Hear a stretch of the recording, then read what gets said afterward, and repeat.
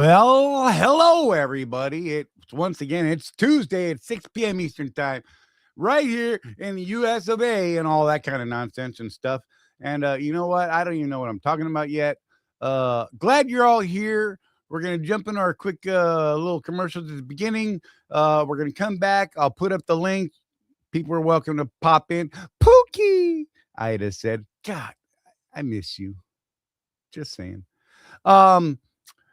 And we'll see how this week went for everyone and all that sort of stuff. So bear with us. We're going to throw these commercials and we'll see you in just a couple of minutes. Paying too much for trucking insurance?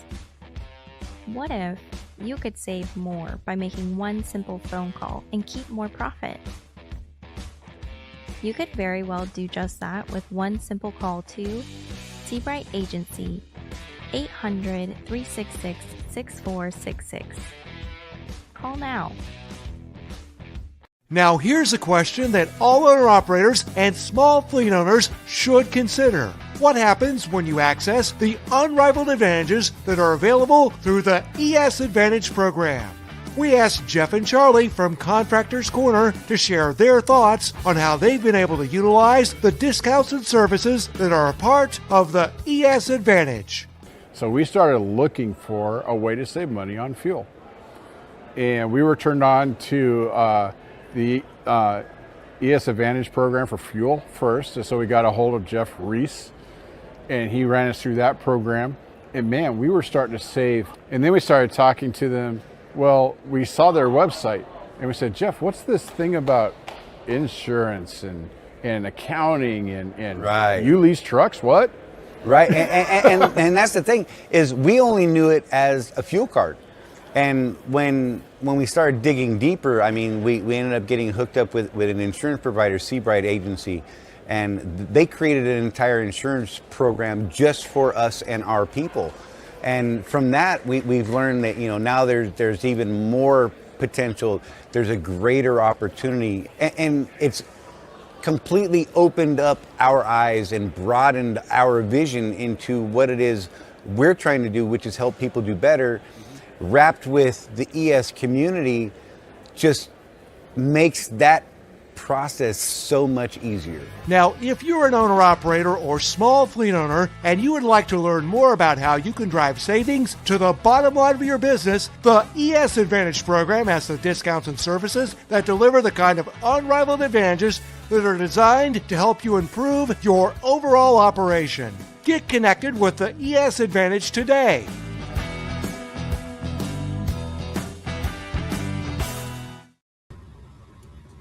And look, here we are. Oh, look, Jeff, move over just a little bit. Just move your head over a little bit. Come on, man. I want to see you with a beard, bro. Now dip down. Nope, don't do it. Don't do it. That's like me right here with that one. That ain't right. Yeah, but I'm better looking than you, so I can get away with it. You are far prettier. I'm just saying. I'm not a pretty man. Beep. Breaking news. Fuel is down 17.3 cents this week. Wow. What a bummer. That's a big, well, not for you, it's not. Well, for fuel surcharge people. So I'm anticipating my fuel surcharge dropping.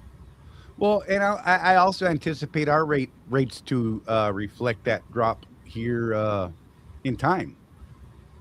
Because, let's be real, on the load board, I believe that those rates are reflecting a fuel surcharge in some, backhanded way, but right? It'll be interesting to see how much it lags. Yeah. Because rates in general are on the way up still. So right. Yeah, I know. Good to see everybody. Glad you're here. Ida, love you. You should have came down for Sue and Grant's wedding. I'm just saying, it was fun.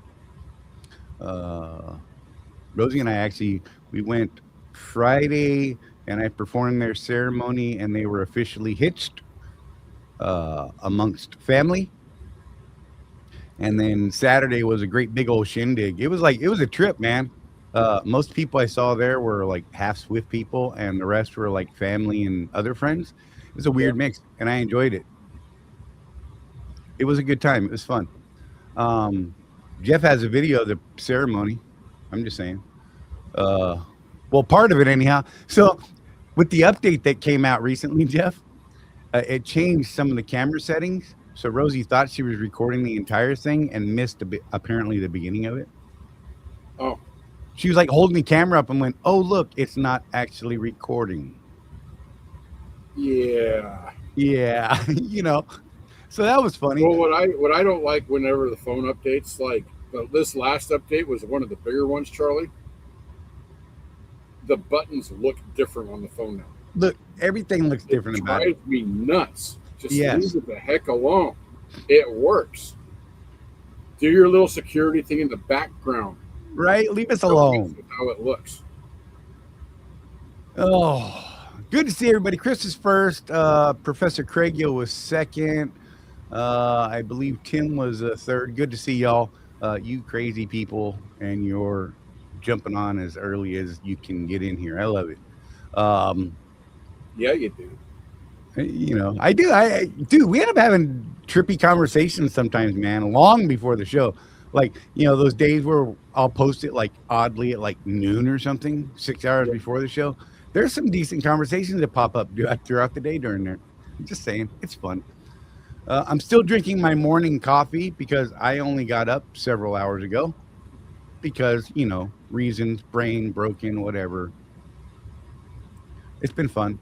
Jeff has been trying to get a hold of me for 3 days, and my sleep schedule has been completely not right. Like, I could probably work nights right now. I know, right?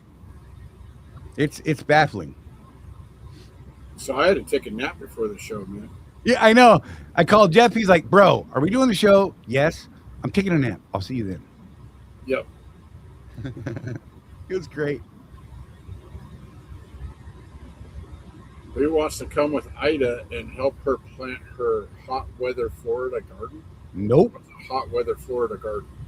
I haven't even been outside yet today, like legitimately. And I think the sun is, well, no, I can still see light out there.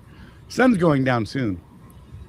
Yeah, so yesterday was a short day for me, Charlie, because, the way things work out, sometimes you have those short days. Mm-hmm. But I was so tired that I went to sleep at like 1 in the afternoon. I didn't set an alarm for 2 hours like a smart person would. Right. So I ended up like waking up at like 9 and couldn't get back to sleep, and I had to drive at 2:30. Yeah. So that's why I needed a nap, because I did not want to be up for 24 hours. Right. That's fair, bro. I get it, man. Look, there's no sleep schedule, right? So I've been trying to develop one for years, and every now and then I'll get into the groove, and then something happens and complete throws it out. I have the beauty of having people in my truck. For you got to prove. Oh my God. Hello, Alexia. I can't remember the last time I saw you here, so welcome back-ish, I guess. I talk about you all the time. It's not good. I mean, so Alexia, fair. your Full question on the group, I'll say this about it. So Alexia had an issue with a load. She's on the percentage plan with Swift, and she's being denied detention and scale tickets that they gave her POs for. I don't know why that is, Alexia. I have not actually seen that contract. Charlie has it. My brain is not pulling anything out right now. How detention and all that is done on that contract. I know for me, when I haul, of course I'm not at Swift, but when I haul broker freight, I just give my carrier the in and out times, and they bill C.H. Robbins or whoever, and C.H. Robbins pays it, and then they pay me. Right. But if they don't pay Panther, guess what? Right. I don't get paid. And my understanding, correct me if I'm wrong, Jeff, we're pulling back into a while, because I honestly haven't had to deal with detention in years, like for real. But doesn't it also state in the basic contract we had that detention will be paid if collected from the customer? Yep, it did. On my ICOA, Yeah. which, my ICOA was, what, 3 years ago now? Gosh, has it been that long, Charlie? Yeah. Dude. It did stipulate that.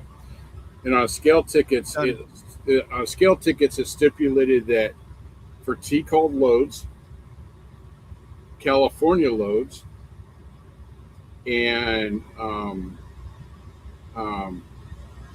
customer required scale tickets we got reimbursed for. Right. Now, I know people. I'm not one of those people. Because our driver leader, I loved her to death, but she was a stickler for the rules. Absolutely.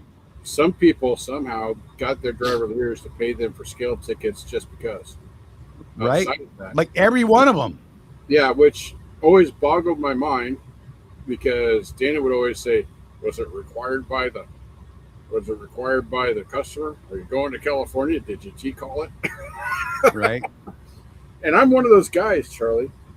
At Panther, the only time I get reimbursed for a scale ticket is if it were going to California, which I've only been to California twice with this company, because I told them pound sand last time. Right. Another one.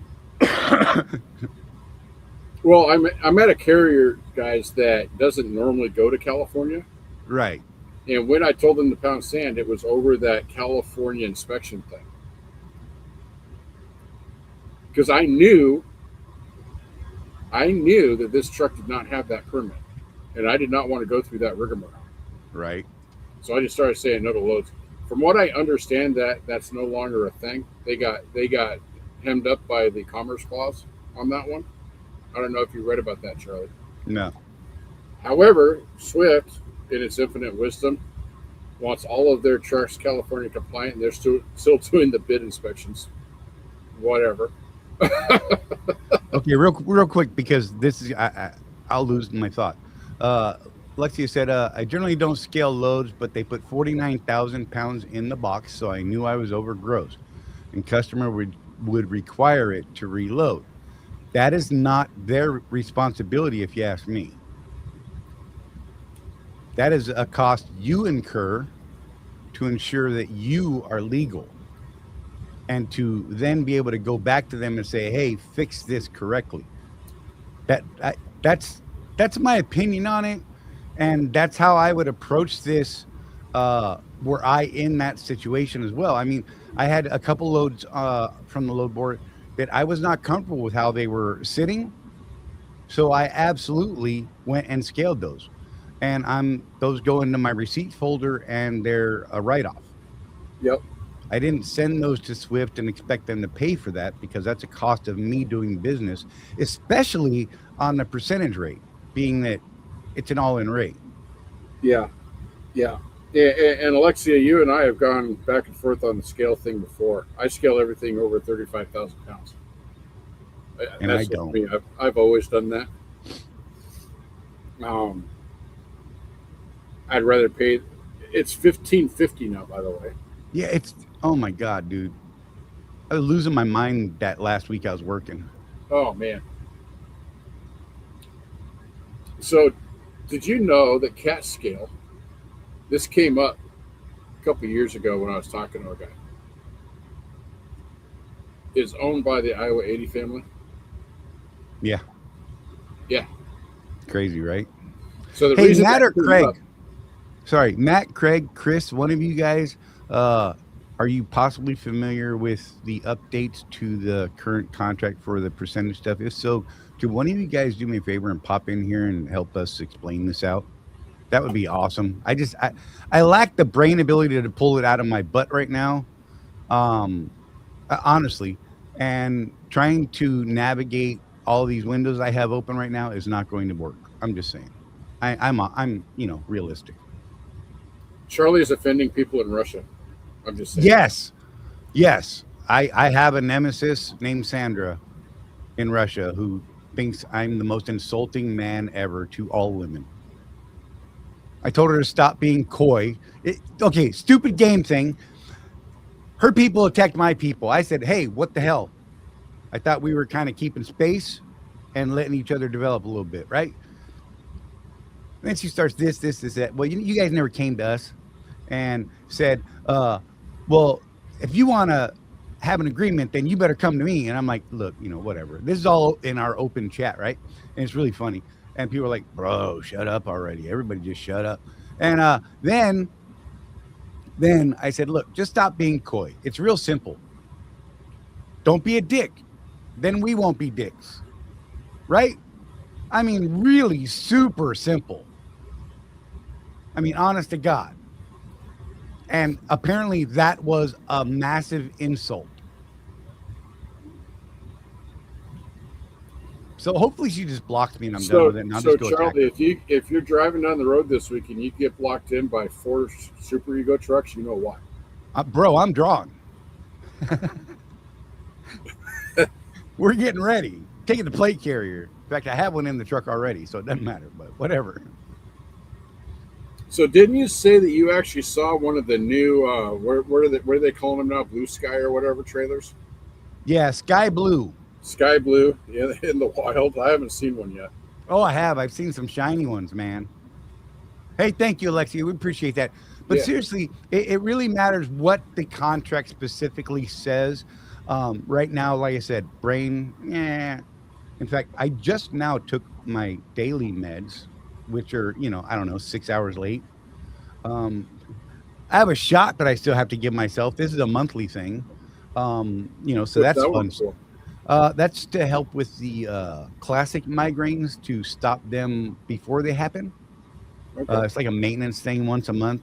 It's not horrible, but I haven't been using it in several months, so I decided I was going to start as soon as I got this new batch, and today's the day. And it's been sitting on my desk for, I don't know, the last half hour you got to keep them refrigerated, right? And Amovig. Anyhow, you got to keep them refrigerated until you're ready to use it. And then you set it out on the counter, let it warm up a little bit, because this stuff going in cold is too thick and it hurts. So they specifically say, let it warm up to room temperature. Is it as bad as the gamma globulin? Nothing's ever as bad as gamma globulin. Ever. Just saying. I tell you what, though, sometimes I think maybe a shot of that gamma globulin wouldn't be so bad every once in a while, just to clear the whole system out. Right.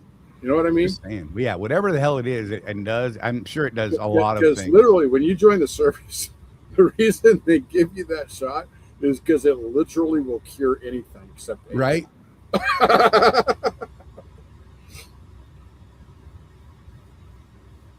Got a call from my doctor about swift monitoring contractors' speeds. Well, they've always done that. A doctor? What does your doctor got to do with it? Doctor. You lost me, bro. Oh, man, you just hurt my brain. I do know that the system is telling on people. Yep. I saw it happen. I mean, I was actually standing at Kyle, my new OOC's desk, and he was having a conversation. I mean, he wasn't a jerk, but he's like, hey, man, the system's saying that you we're at 75 or something like that. Slow it down, bro. I mean, it's real simple. It's a safety issue. It's contractually controlled as well.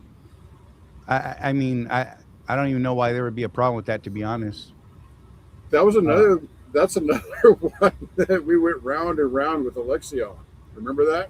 Oh, wasn't it like 80 down a hill or something like that? Yeah. And sorry, I got to do this.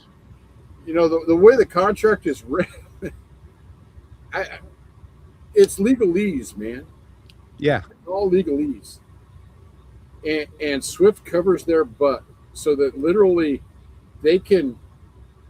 Well, here's my opinion, Charlie. I don't want to get people in trouble. Right. But it seems to me that the way that ICOA is written, and the speed policy is a perfect example, they could literally change the rules on the fly but it'll still meet the contract Right. because of the way the contract is written. So there's people out there. I had my last two of my last 3 trucks, 2 of them were ungoverned. They came to me that way, just Right. flat ungoverned.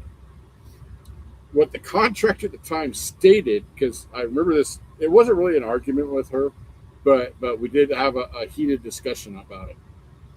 The way the contract reads at the time was that the truck must be governed either mechanically or physically, meaning the foot, Right. at 60 Electronically or or manually. right, or manually. So that means that you didn't have to have your truck governed at the ECM, but you had to keep it under 67.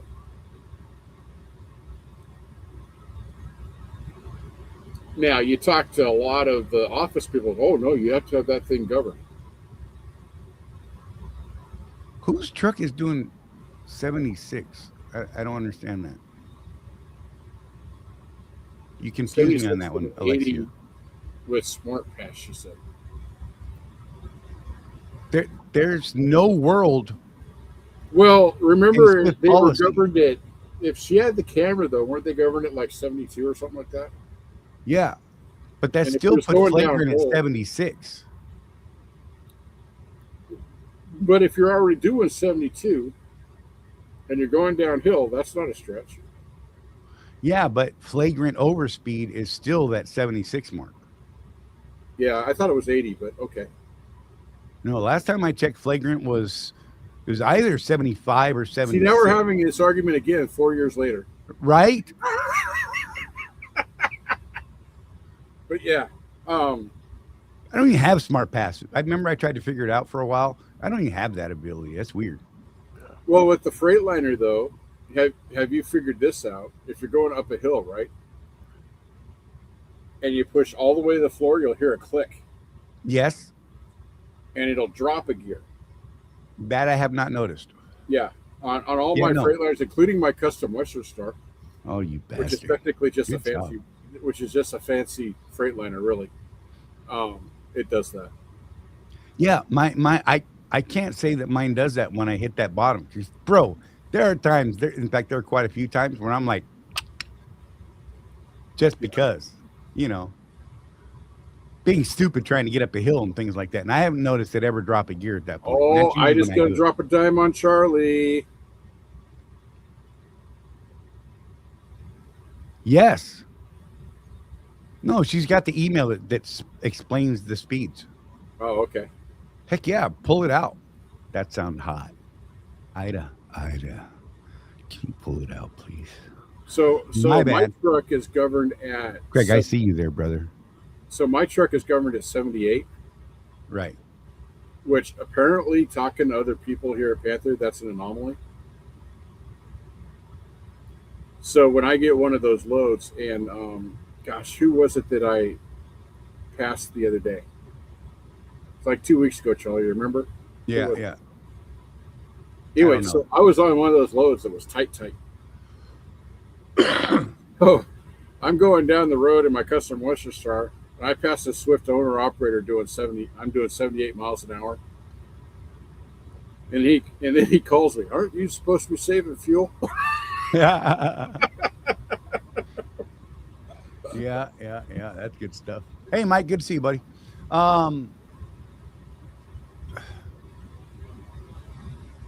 Yeah, I don't know. I think, look, Alexia,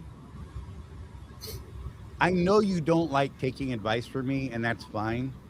And I'm not trying to call you out or anything like that, because look, full disclosure, I bust you out all the time on here. I don't know if you see it or not, but I do. I use you as an example of someone who in the past we have given much advice to, then you do the opposite, then you get mad that it doesn't work. However, moving past all of that, And I always get this look when he goes off doing that. yes. He's like, would you shut up, Charlie? Stop it. But we all That's have why she examples. calls me and not you. Well, yeah. Well, look.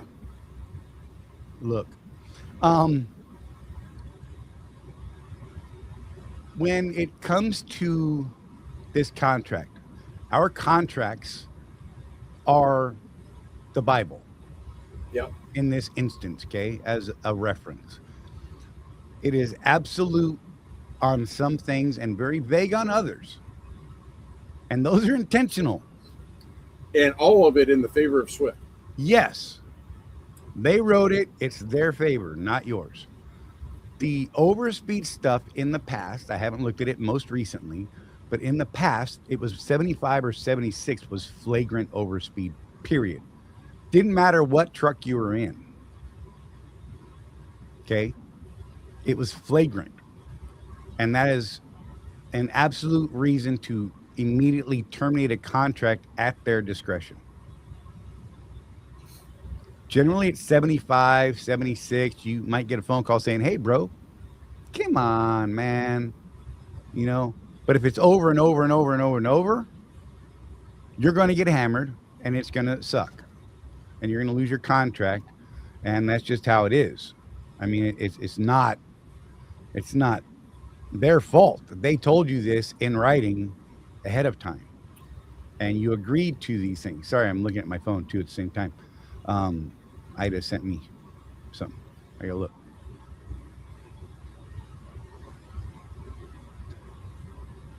Owners, non-mentors, 70 miles per hour on the pedal, 68 on the cruise. If camera installed, 70 miles per hour on the pedal, 72 on cruise. Owner mentors, 65 miles per hour. Max flat speed, 72 miles per hour. Smart Pass, Freightliner only, gives them up to 68 miles per hour for 1 hour per day for passing. Average use is less than 10 minutes per day. Company drivers are set at 63 on the pedal, 65 on cruise. That is an email, an internal email from the carrier. It doesn't specify in that document what the flagrant terms are, what is considered overspeed, what is considered flagrant overspeed. There are two definitions. Overspeed is hey, come on, buddy. Flagrant is you might just lose your contract on the first time that ever happens. If you've got a long-standing good record, you might be okay. If you have a list of problems, you're probably not okay. I had a student get me up to 90 miles an hour once. That would have scared the poop out of me. They were no longer on my truck after that. Mike, 78 from the guy giving me crap for 70. Yeah, you ain't wrong, Mike. It's fun. Yeah, but they paid me. Right. I've always said that if you're getting a rate to go fast, then go fast. If you're not getting the rate, tell them, hey, man, I'm not going to make that time because I only do 62 miles an hour. Right. If you want to pay me to go faster, $500, I'll get it there on time. Right. Hang on, I got to move this. Oh. I actually told Panther yesterday or 2 days ago because this load was almost in jeopardy because I got hung up at a shipper. Right. I said, well, don't tell them this, but the truck does do 78. Hey, we got Craig in here, Jeff. We should get to him. We completely ignored him. Don't tell the broker that because then they'll set the appointment to 6 in the morning and I have to do 78. I don't want right. Craig, what do you got, brother, please? I know you're smart. Yeah, I was just going to comment on your thing about the scale ticket. Yeah. You know, detention, it's the same. You know, you're only going to get reimbursed for a scale ticket if, you know, T called or customer request. And as far as detention, it's the same thing. Okay. You have to actually so if they get it, if you meet cross all the T's and dot all the I's as they specifically state you must. Yeah. Yeah, I'm not gonna lie. I like the few times that I've actually probably been due detention. They've got some weird form at some of the weird shippers, right? You got to Yeah. do all this stuff, and then you got to get it signed before you even try to leave or anything like that. And you're like, whatever, man. I just eat the time most times.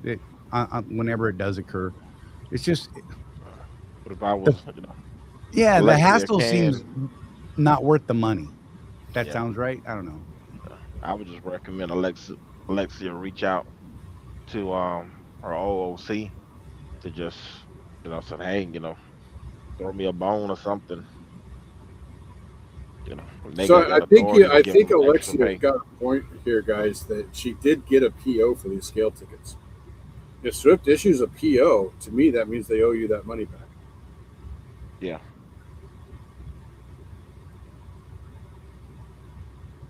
Yeah, I guess I That could see triggers that. the system for a tax deduction for Swift. Right.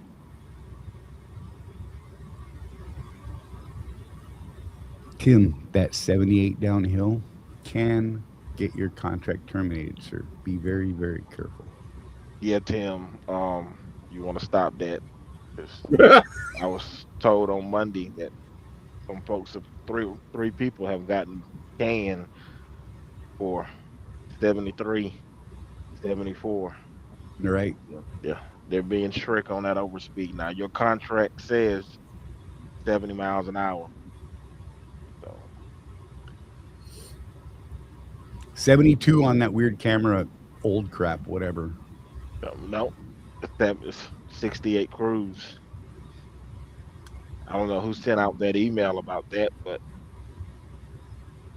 on operator division would tell you your truck should not exceed cruise on 68, camera or not. They did that change, I think, sometime last year. So you shouldn't exceed cruise 68, pedal 70.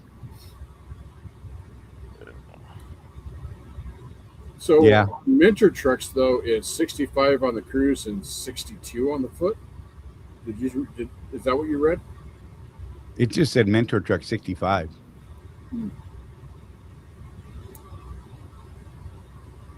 It was just a single speed. It just simply stated 65. It said it 65. Didn't differentiate between pedal or cruise. Let's see what James is going to say. This could be fun. Hello, James. Well, hello. Can you hear me? Absolutely. You got a good, clear connection, sir. Okay, so when it's coming to this subject, from what I've seen in the email, you can't go over 75 or they're going to review your contract with the potential of termination of preset contract is what Joseph and Mike's telling me here at Walmart. Okay. No, and that's right. And Alexia, my truck's at 71, 69 cruise only because I recently got 8 brand new drives. So it doesn't matter. You are solely responsible for the speed of that truck. I don't care if they set your truck to 90. Doesn't mean you're allowed to drive that fast. Yeah. Contractually speaking, you are not to exceed their contracted speeds. If you do, that is 100% your fault, and your contract is absolutely subject to termination, and there is no legal recourse to that. You can try, you will waste money. Yeah. Well, it's like I say, Charlie, these contracts, until you know it, like Charlie and Craigio know it. Of course, I'm less familiar with Swift's contract at this point, but I know the Panther contract. Should be reading it like a Southern grandma reads their Bible. Because we field a lot of questions. Craig, I'm sure you get a lot of questions. You're like, dude, that's on page such and such of the contract. And some people take exception when I say stuff like that, but it's the old give a guy a fish or teach him a fish thing. Right. Now, it's not just the whole speed thing anymore either. It's parking on the side of the road without notifying on-road in the shop, too, that they're getting on people about as well. Oh, and that's always been, though. It is just now being far more strictly enforced due to a recent death. I think we've had 4 in the last month. Yeah, that's insanity. They've had 4 fatalities in the last month. From parking on the shoulder. I know there was an owner that cost 2. There were 2 people in that one vehicle. There was one up near Detroit, and I think there was another one. I think the one near Detroit was the most recent. It's been bad, and I don't understand it. I don't. You know, I just emergency or breakdown. You know, it just I don't know why you put yourself in that situation. There's tons of off ramps and on ramps and places like that. I just feel like that's available.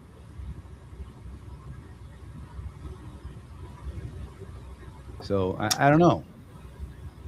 So you know, the few times that I've done that, I get that tobacco off your lip. There you go. Nope, still there. You better clean up your face, sir. Good God, we're in public here. At least it's not mayonnaise. Oh. So the few times I've done it, Charlie, because I'll admit I have parked on an off ramp, on an on ramp. It's always on an on ramp, and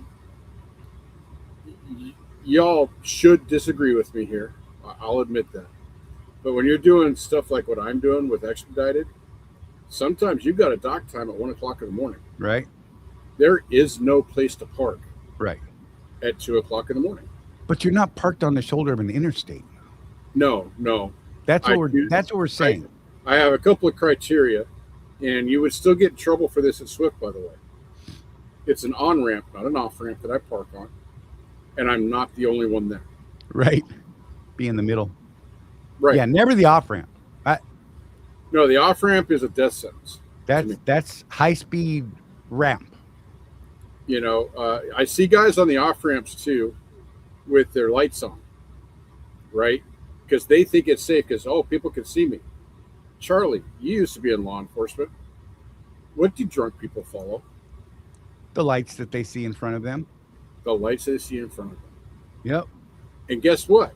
We've seen this. Perception doesn't there. We've seen this, Charlie, in the news. Who's at fault when that drunk guy slams into the back of your DOT bumper and dies? That damn truck driver. That truck driver for parking on the side of the road like that. And most likely going to be prosecuted for vehicular homicide or straight up murder. Yep. Now, here's something that I do appreciate about New Jersey, at least back in the day. Yeah. So going into Jersey on the east-west interstates, their rest areas are really small, right? Right. But I have observed this. A New Jersey State Patrolman sitting with his lights on behind the last truck in line that's parked there for the right. That is, and if you come up behind him, he will move to be behind you. Yep. That is pretty awesome. Still scary as all get out, if you ask me. Yeah. I don't want to be on that end of anything. You know, I just don't. Alexia brought up something. You didn't hear it from me, but Swift has relaxed on the U-turn policy, not saying I do them or anything, just what I know.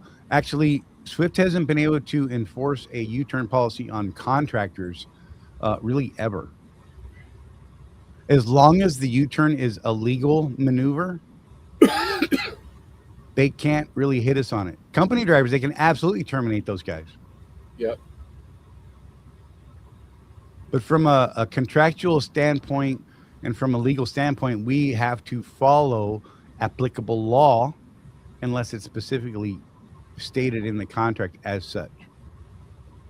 And the last I read, there was no specific wording in the contract itself that stated a U-turn is a termination event.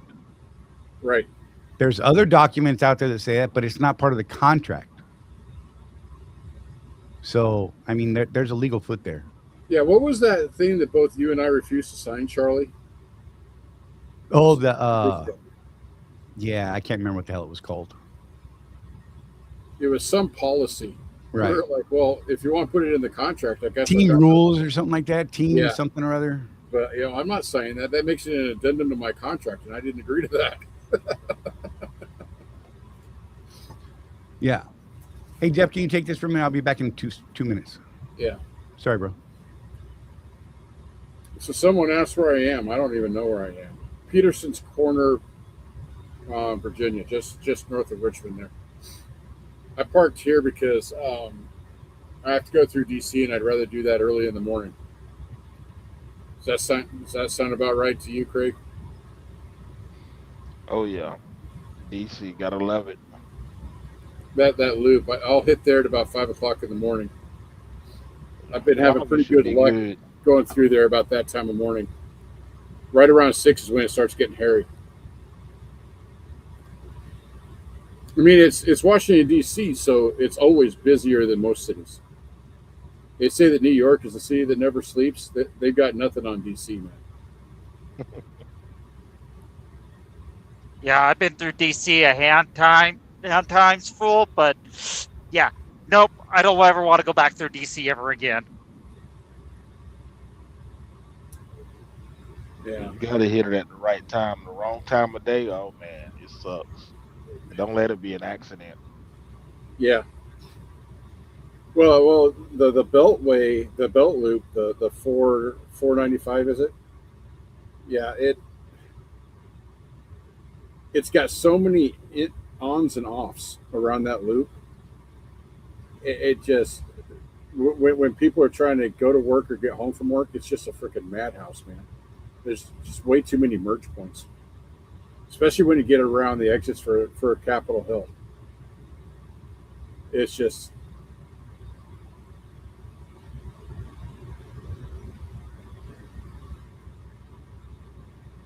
Where you rolling to, James? I'm actually on my way back to Los Lunas. I'm over here on the Walmart account now permanently. I decided to pull the trigger on that. How's that been going for you? You know, I'm running 2,500 to 3,000 miles consistently every week, so not bad. Yeah, that's definitely not bad. are you on the contract or are you doing surge, James? I actually took the contract rate. Okay. And it's still panning out for you pretty good? Last week, after I subtracted everything, I still put 1,400 in my pocket. And you're home every week? Oh, I'm not home every week because I have to go from Los Lunas all the way to Laredo, Texas. So I just kind of do my 34 in New Mexico. Oh, okay. But because I have to burn my clock to go home, then I got to burn my clock to come back. So at that point, it's like, what am I doing at that point? Right.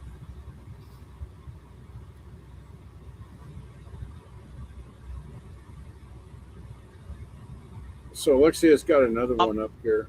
Let's put it up because I'm having a hard time with my brain too. Right. She was on a load today. Help here in New Mexico. So anybody that wants to come over and help, I'm pretty sure Joseph will put you to work right away. Yeah. All right. So Alexia's question. Here's a question. I was on a load today, would have been well on my way there 31 miles, but Swift set my drop as a live unload instead of a drop. Load got canceled at the last minute due to customer double booking. I was replanned on a different load with about 100 more empty miles. Shouldn't I still get a cancellation fee? Did you go to the next customer to pick up? Say that again, Charlie. Did she move to the next customer to actually pick up?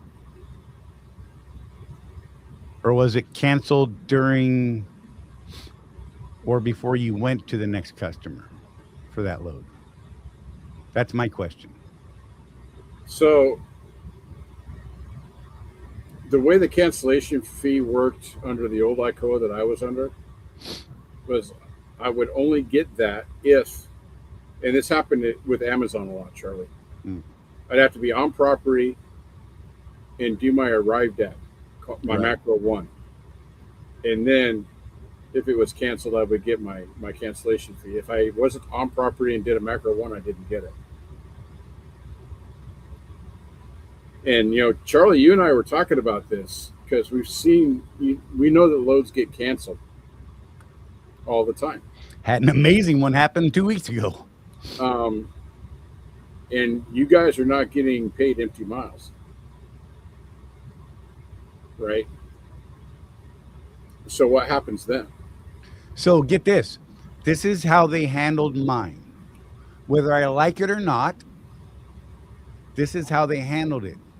I drove 100 miles and arrived at the shipper.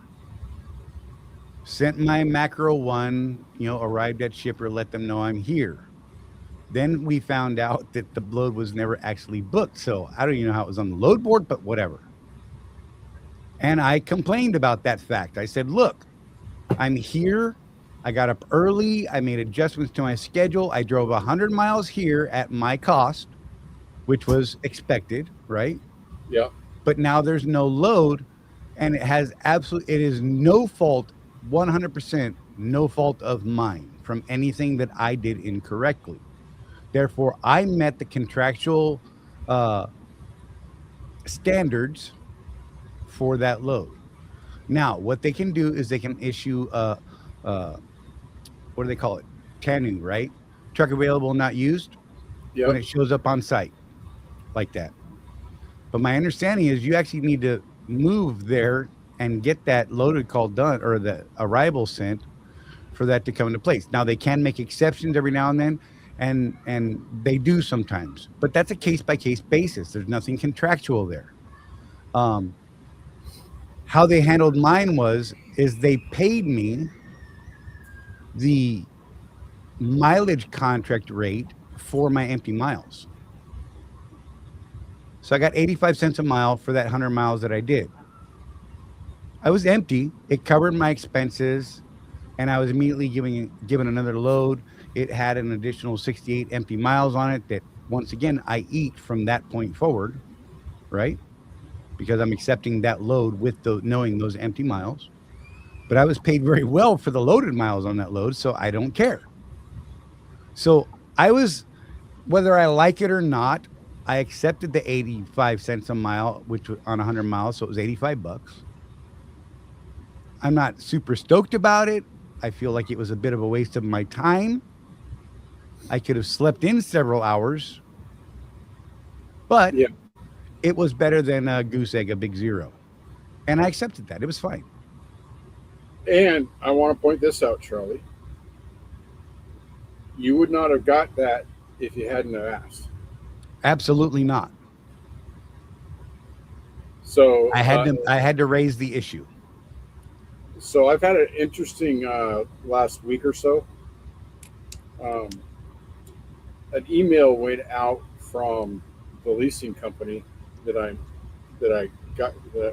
my truck came from, saying that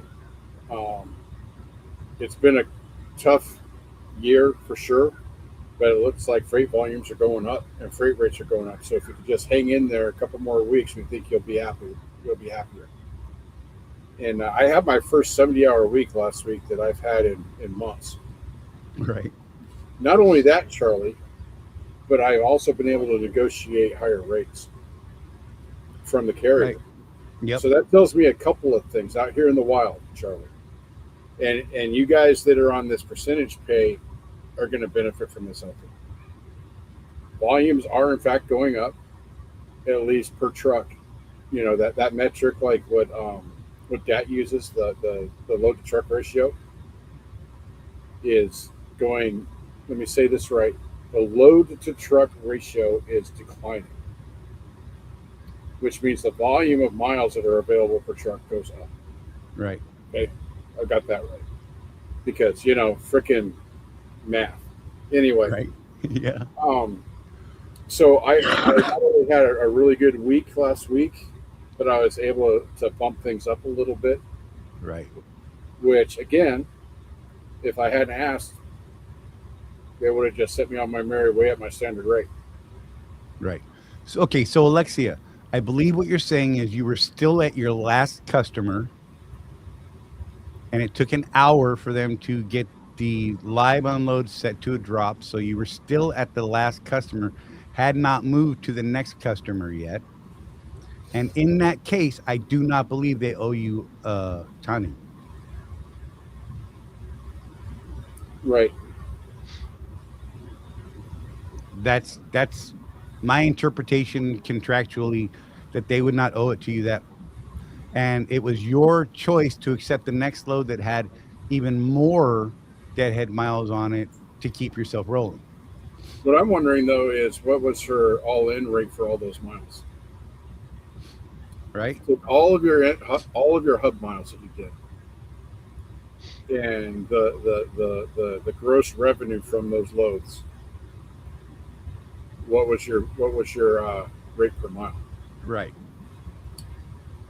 My guess is, I don't know what region you're running, but I know like Craig, you're able to keep your truck way above $2 a mile, right?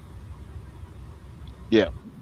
So, and I've been pretty adamant about this in the group. These guys, there's no fuel surcharge. Okay, what is more? Right. $1.85 a mile all in, or $2.50 a mile all in. Exactly. You got to stop thinking about that surcharge. And you know, when the Swift guys were talking to us about their plans on this stuff, we told them, don't even put the word percentage in this thing,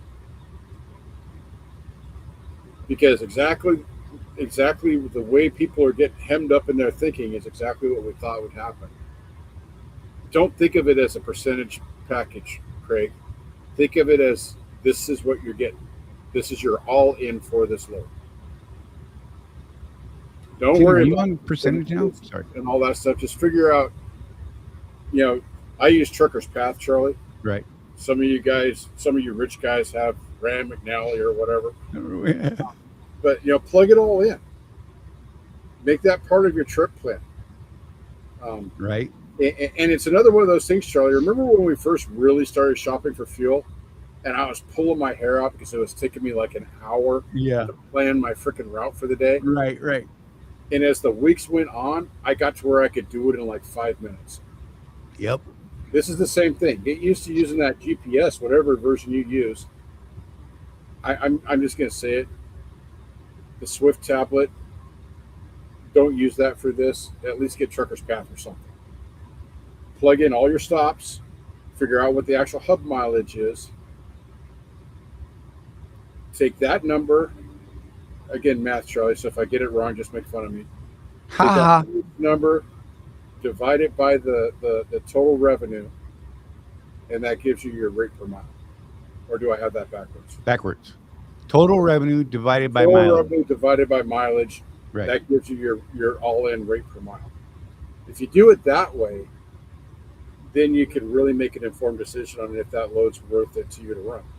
Because, so one of the things in what I do in the expedited thing, the truck's got to go to where the business is.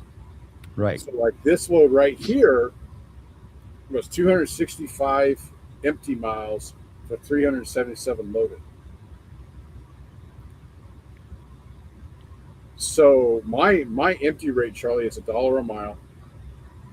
My loaded rate is $1.60, and then I get surcharge, which this week is supposed to be 70 cents, but we'll see what it ends up with because it went down, freaking plummeting like a rock right now. Right. The fuel price.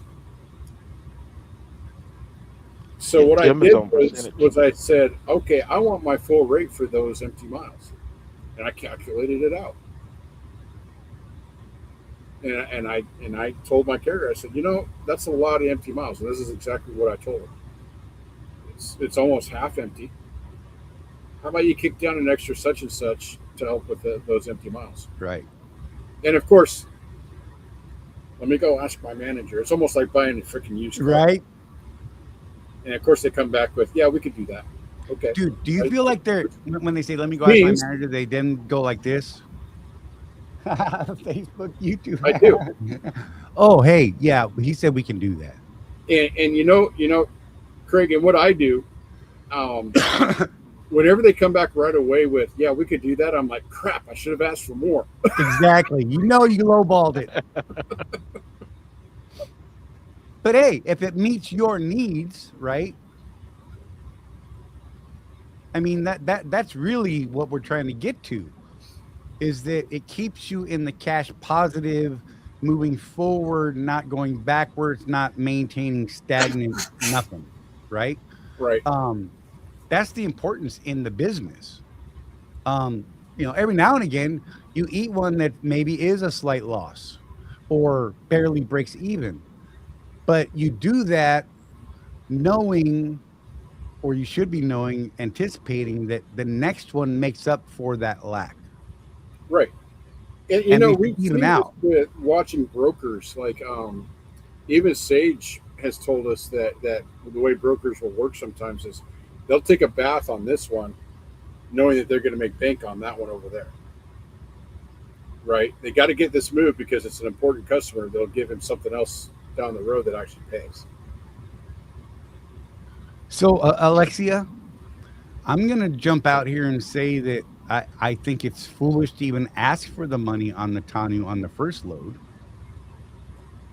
and be happy you got a better load on the second one.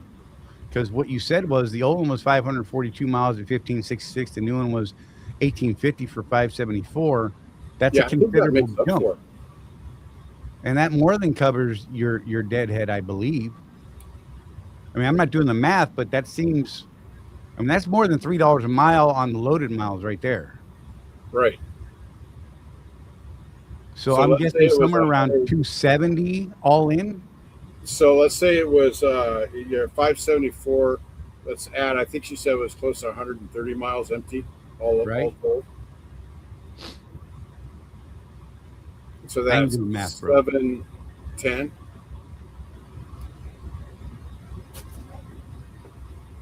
So that makes it what?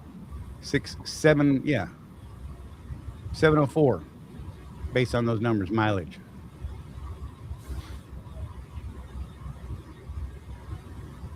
So 1850 divided by 704. It's like 260 a mile, man. Yeah. So that's pretty good. Craig, that's adequate, with that? Including all miles. Craig, would you be happy with that for that kind of mileage? Oh yeah. You know, Tim brings up a good thing here. First, he said he always demands compensation for a load that he discovers canceled upon arrival, especially when the empty miles are a lot, because I calculate the deadhead based on total miles after booking. Absolutely the way you should be doing. He said he's on a 45-mile load right now that's paying $378. That's a great one. He said he's sacrificing on his next load to Pennsylvania, from Pennsylvania to Scottsboro, Alabama, where it's only paying $1.82 a mile, but everything else had too much time sitting on the load prior to delivery. Absolutely great decision, especially if it puts you in an area where there is more loads available, and Alabama is absolutely one of those areas. Yeah. Oh yeah. One of the things I was going to say, and this will apply to a lot of you guys, you can see what I'm doing and kind of maybe crystal ball what you might be seeing in the next couple of weeks.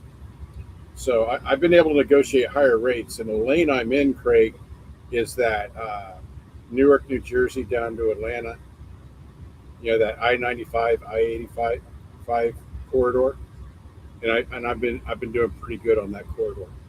And I know that's what a lot of you guys are running. So if I'm able to negotiate a higher rate for myself, that means the rates are going up in this area. So if you're running this area, I would expect that you might see a little bump in the next couple of weeks. Right. Oh yeah. No guarantees, but I'm just saying, 2 weeks ago I wasn't able to get them to give up any extra money. Right. And now it's like, yeah, we can do that. Okay. They were like, hey, bro, could you kick us back a couple? Yeah.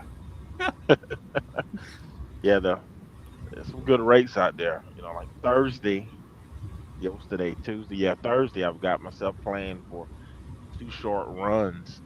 I think all together it's like 350, just over 350 miles loaded for both runs at between the two loads, going to both loads at about 40 something miles deadhead.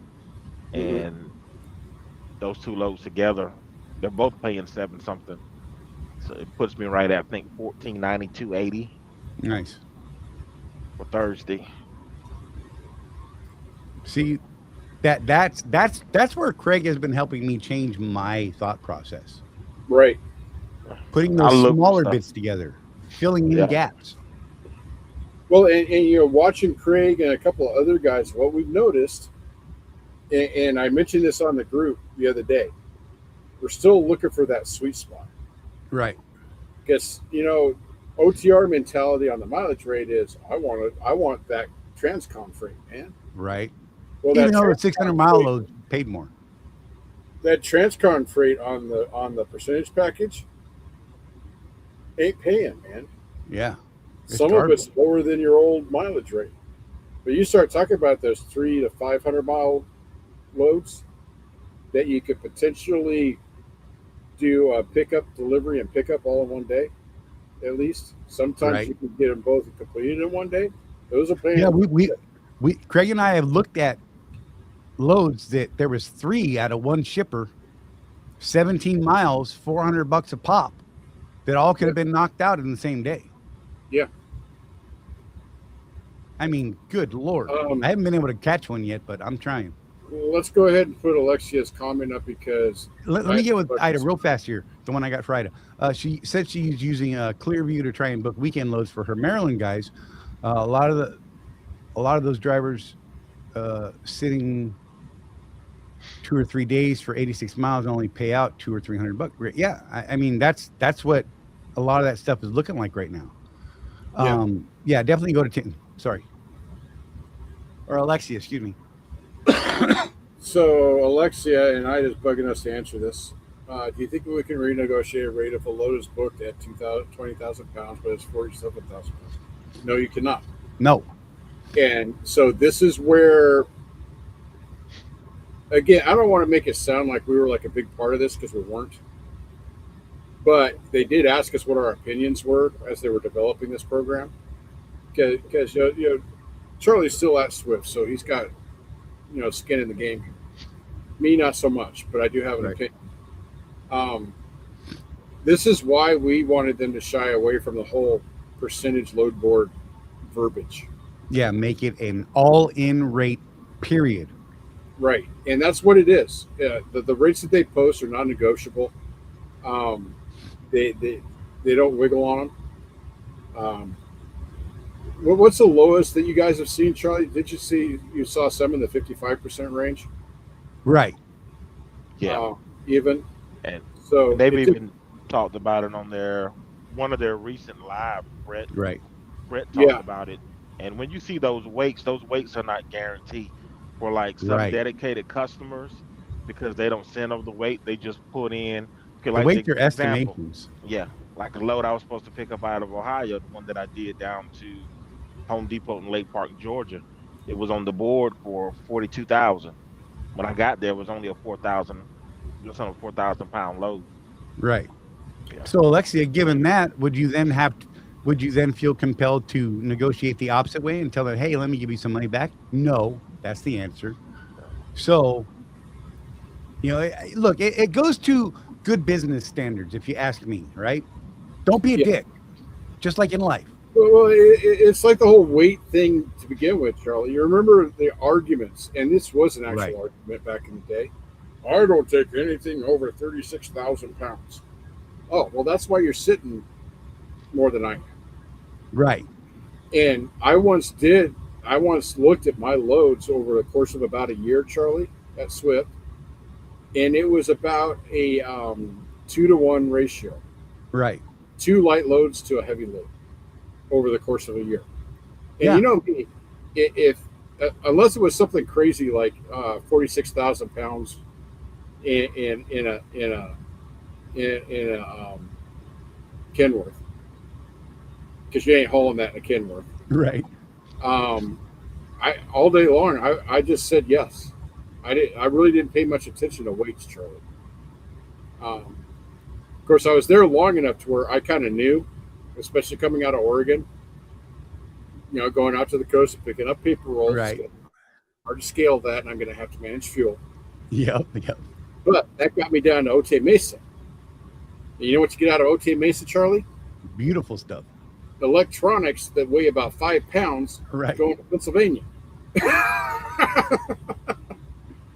Yeah, like I said, most of those weights are averages or estimates, and they don't include pallet weight either.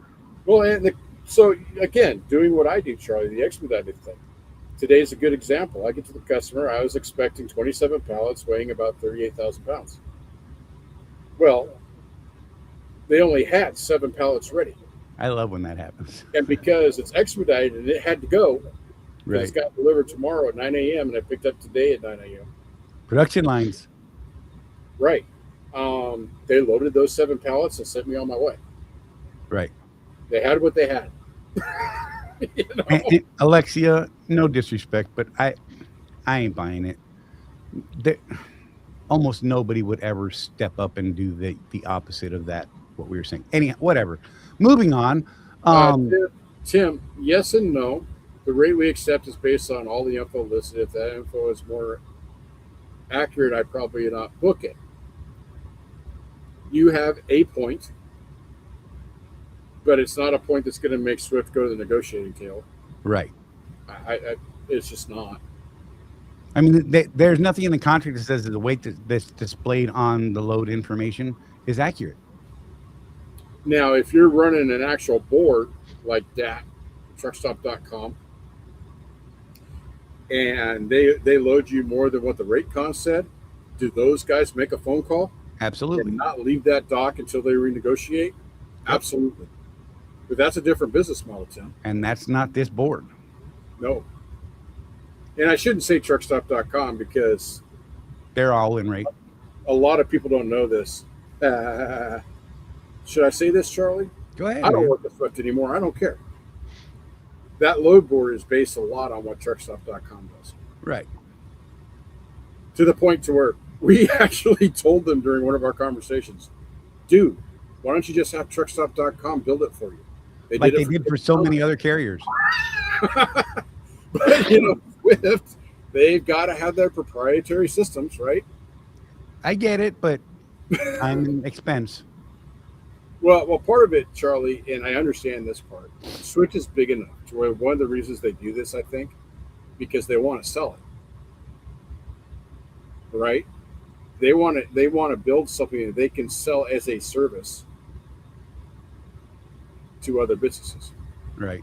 Look what we have. Come use our thing. We'll just charge you 10%. Right. I think that's part of what goes on in their thinking. Tim, I get your point. You said, I mean, a few thousand pounds is overlooked, but 20,000 is a big deal, especially if you're dealing with the mountains. And again, I would say to you what I just said to Alexia. If you were booked and you said, okay, I'm going to take this 40,000 pound load, and you got there and it was 10,000 pounds, are you giving the money back? No, you're not. Reality, look, you can say whatever you want.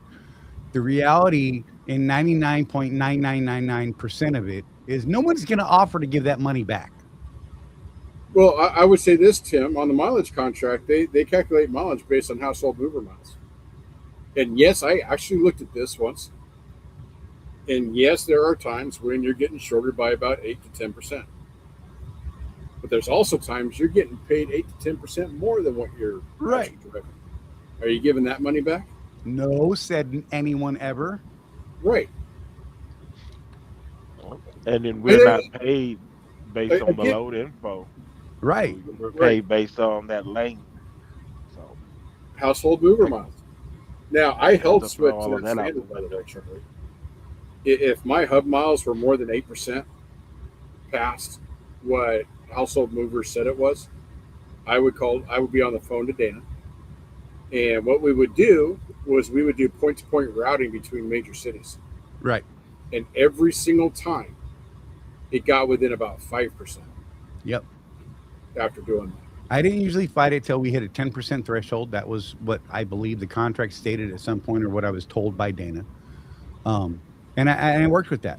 But again, I got to a point later on where I didn't actually question most of those unless it was really egregious, right? Or I had to reroute because road closure or weather or something like that. Those times I would call, say, hey, I need you to reroute me, or we might be sitting here for 3 days. Now, if they didn't pay me that, I would actually run it because I didn't want to sit on it for 3 days. But I damn sure tried to get it beforehand, and almost always was given the reroute. Dude, remember when the canyon was closed on I-70 in Colorado? Yeah. And guys were like, oh, man. So the workaround was I-25 south to I-10 and over to L.A. Yep. 200 some odd miles. Yep. Dude, I'd be in Denver, and I'd be in there talking. I can't remember her name, but there was a planner there that I used to work with because I was willing to do her paper cardboard into the mill. And a lot of guys don't want to do that because they're heavy. I'm like, heck no, man. Anyway, I would go in and say, hey, you got anything going to LA or something? Right. I got a lot of stuff. People don't want to do it because of this, that. And I'm like, well, you're going to pay me those miles. We're going to reroute. Right. You're going to pay me that extra 240 miles. You're right. So, yeah, I'll do it. Yeah. As long as you're willing to reroute, abso-freaking-lutely. And there was when I was still a company driver one time, Charlie, when I was brand new, right off my mentor's truck, the grapevine was closed because of snow. And everybody was in that Lathrop terminal watching the TV, like dozens of drivers. We can't get down to LA. I called Dana and I said, I'm looking at the map. This was back before we had GPS, by the way. Right. People don't realize how new GPS is. This was only 20 years ago. Right. I'm looking at my Ram McNally map, and it looks like if I take the 53 over at Bakersfield over to the I-15 and down, right, I can bypass this storm area. Right. How about that? And I hear clickety click. All right, that's an extra 125 miles. Do it. Yeah. And it was put in city to city. And here's the crazy thing, Charlie. Me being a new driver and all, I'm all excited. I'm getting an extra 125 miles. I go in and tell everybody in the driver's lounge about that. Well, I ain't freaking doing that. Right. I'm going to wait for the road to open. Right. What? Exactly. And that's exactly the thing. Cut up your nose to spite your face and then be mad at the knife manufacturer for the knife that you bought because you decided to cut your nose off intentionally. Whatever. You're an idiot. So one of my best friends, Jared, this is the guy, Charlie, I've told you about him before. He's my most successful failure of a student. Yeah. He was an owner. He got into owner operator just like I did after getting off my truck because I taught him how to be an owner operator. He was interested in that. And he ended up with one of those. His second truck was a Kenworth. And 6 months before the end of lease, you know what happened? That transmission dropped on him. Right. So put him out of business. So that's why I call him my most successful failure. He went back to being a company driver, and he's just doing his thing. Anyway, when he was with me, we were at the old Salt Lake terminal. And we were out there, and guys were complaining, there's no freight. And we had just got there. We were picking up a T-call going to Chicago. We went to Chicago and came back 3 days round trip because we were teaming. He was a really good driver. You saw the same damn people sitting there, same people sitting there in the smoking. Yeah. There's no freight. There's no freaking freight. Dude, similar, only way better. We ran coast to coast on a load like that. Yeah. Right? And I'm like, and I actually ate the extra empty miles because I was like, let's just run, bro. Mm-hmm. I know a route that gets around all this nonsense. Let's do that. And we did that. So we ran from, I believe it was the Denver area. It may even have been over in the Sacramento lane, right? To the East Coast somewhere. Dropped down, went over, went up. Done. Grabbed another load, got back to the same area, and the same damn people are sitting there complaining, bro, where you been the last couple of days? Bro, I just drove to the East Coast and back. I don't know why you're sitting here. Yeah. Well, how'd you do that? Well, I did this. I looked at my handy dandy atlas And I said, oh, look at this big blue line that goes down here and follows that blue line to there, and then takes this black line up to here, and then takes this blue line into there. Wow. Yeah. Fan freaking tastic. Hey, Frank, good to see you. And glad you're here. It's been a minute. I think it's been a couple weeks since I've seen you.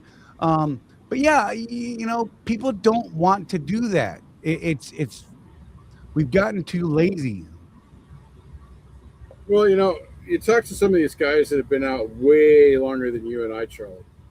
I mean, I still meet Alexi, you're drivers. opening up a book of worms there. I meet drivers, Charlie. Yeah. And they're old, man. They Right. had a chauffeur's license. Some of Yeah, these- exactly. And the stories they tell about Right. getting the Atlas out and figuring out a route. Because they heard on the CB that there was a wreck 2,000 miles away and they wanted to avoid it. Right. Yeah. Even worse, those guys carried around stacks of Thomas guides Yep. for individual cities. Yep. Good God. I Hang had a on. Thomas Hey, guide for Portland.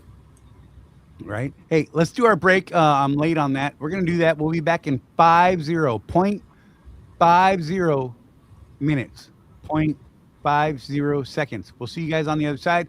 We'll be right back. I'm going to drop my desk and sit in a chair because my legs are getting tired and so is my back. We'll see you in just a minute. You're either running your business like an owner or like an employee. And if you're stuck in that employee mindset, you're leaving money on the table. Company drivers wait for direction. Business owners create opportunities. Company drivers chase miles and just drive. Business owners chase profits and know their numbers. Want to run a real business? Start tracking your numbers. Know your cost per mile and start saying no to bad loads. Drop I run a business in the comments if you're done thinking like an employee. If you want to take this mindset shift further, join the Road Warrior Entrepreneurs community at www.rwedrive.com, where we have profit boosting strategies, coaching calls, and real road warriors winning together.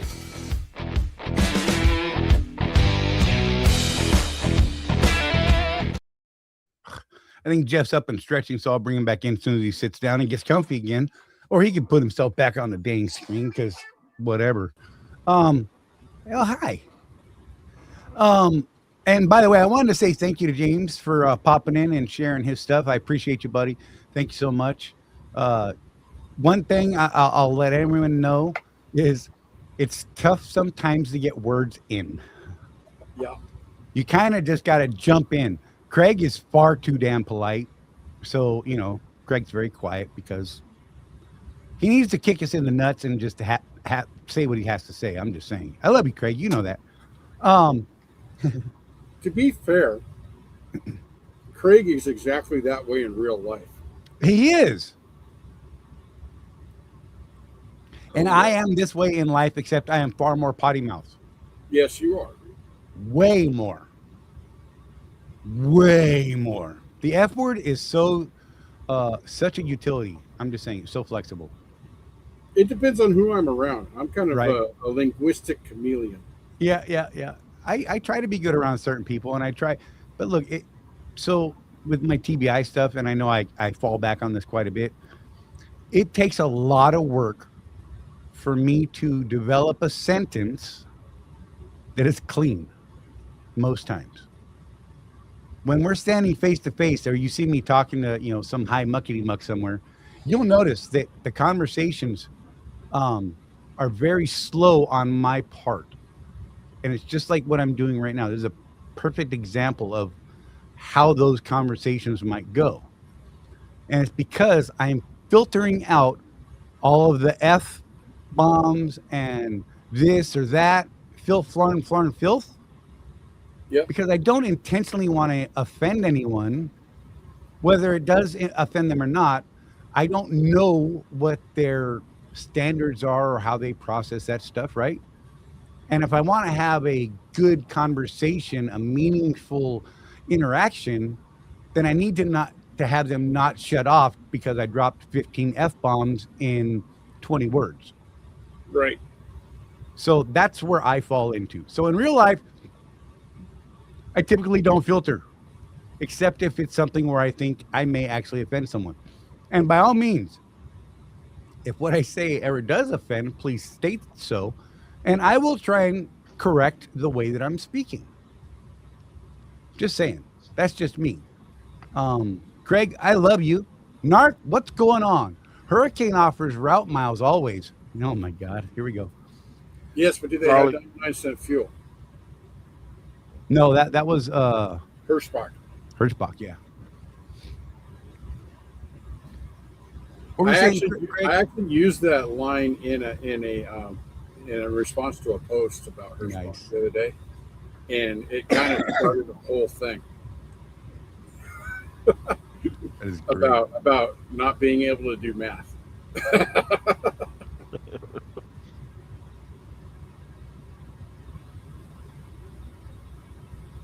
Can Swift cancel your think so, contract Alexia. if you have a hand? You ask some odd questions, but I dig it. I mean, keep asking My buddy questions. Jared, he's had a handicap placard forever, and they didn't. Let me get the full question out. Can Swift cancel your contract if you have a handicap placard for a mobility issue that does not affect your DOT physical and still legally good on that? Swift, I would. go ahead. I would say that would violate the Americans with Disability Act. Okay, and here's where I'm going to go. If Swift's doctor deems that whatever your issue is could be detrimental because their doctor has final say, which is perfectly legal. If they decide that whatever that is doesn't meet their standards, then they absolutely could kill your contract based on that due to expectations of whatever. I Does that mean, make sense? to give you an idea, Charlie, it's kind of a cool story, really. I once met a wounded warrior in a rest area hauling Swift flatbed. He was missing his right arm and his left leg, That's so awesome. and he was ratcheting his straps down in the rest area. Right? And I asked him, I said, "Dude, you're doing flatbed, huh?" He's like, "Oh, dude, I love it. Yeah. No offense, bro, but you're missing an arm and stuff." And So- a leg. Yeah, it takes you a few minutes more than other guys, but I get the work. I get it done. Okay. Working flatbed cost him an arm and a leg. What? I'm just saying. But no, I mean, the company that you contract with, absolutely can add standards Yep.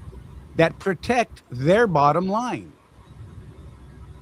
And you have you've signed a contract that says you accept certain things, right? So the reality is my DOT card went from a 2-year to a 1-year based on my DOT doctor's decision on, well, I can say it, taking Zoloft for anxiety. They didn't care not one bit about the aneurysm I currently have. Wasn't even an issue because of the size of it. Right. Until it reaches a certain threshold, then they'll care about it. But until then, it's not even an issue. However, the medication is an issue to them. So my medical card has now been reduced from 2 years to 1 year. But Swift can absolutely go in and state, we don't want that. We don't accept that. We believe it's a risk. And you got to pound sand, bro. Yeah, I mean, I've actually seen Charlie. Because of my diabetes, I go to my own doctor for my DOT physical because I really feel that having the opinion of the guy that's actually treating me is more valid than Concentra's doctors, right? However, if Swift decided to do a check on it, they could see on the long form what my A1C is. Right. And they can determine, oh, it's above a certain amount, therefore we're going to disqualify him for that. Right. They can do that, even though my doctor gave me a 1-year card. Right. They can absolutely do that. They not only that, they could absolutely say, we're not accepting your doctor's recommendations, and we want you to go to our doctor, and his recommendations are final. Yeah. It And I've sucks. seen that specifically with diabetes and blood pressure, even among contractors, because we've had that debate. Right. Can Swift make you go to their doctor as a contractor? Well, yes and no. If they can question your doctor's findings and ask for a second opinion, at which time they will send you to their doctor. Right. It's within their right to seek a second opinion. And there's that thing, Charlie. If you go to their At their doctor, cost. they pay for it if you go to their doctor. I pay $75 to get a DOT physical from my doctor. Actually, because I'm on the stupid Obamacare, because, you know, after all our tax deductions, the government thinks we're poor, right? Yeah. So I have to change doctors every once in a while for that. My new doctor, Charlie, you know what he did for my annual DOT physical? He sent it to the insurance as just an annual checkup. Nice. Which saved me money, but I happen to know that's not 100% on the up and up. Right. Right. I thought it was Trump's fault, Mark. Isn't everything Trump's fault to you? Right. I was doing my ankle from a surgery many years ago. It affects my ability to walk far, but I'm not on meds for it. I don't see the issue. So, like with my buddy Jared, okay, he's older than us, Charlie. He's like 64, 65. If he's older than us, yeah, he's got to be at least 40. Yeah. He's got hip and knee problems to the point where he was seriously looking at a replacement.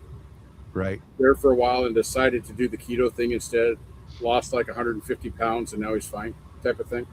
But because of that, I mean, it was painful to watch him walk up to me to give me a hug whenever I'd see him, because he was right. Yeah. And he had the plaque. Got a double hitch in his giddy up. Yep. And the funny thing is, the dude's like 5'5" and looks like Yosemite Sam, sort of. So it's like watching a fire hydrant walk at you. Yep. Gotcha. As my aunt used to call it, a walking fire plug.